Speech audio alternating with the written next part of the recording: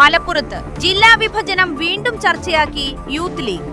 മലപ്പുറം ജില്ല വിഭജിച്ച് തിരൂരങ്ങാടി ആസ്ഥാനമാക്കി പുതിയ ജില്ല രൂപീകരിക്കണമെന്നാണ് ആവശ്യം.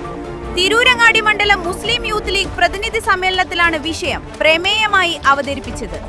ഏറനാട്, പെരിന്തൽമണ്ണ, നിലമ്പൂർ താലൂക്കുകൾ ഉൾപ്പെടുത്തി മലപ്പുറം എന്ന പേരിൽ ഒരു ജില്ല രൂപീകരിച്ച് മലപ്പുറം നഗരത്തെ ആസ്ഥാനമാക്കണം.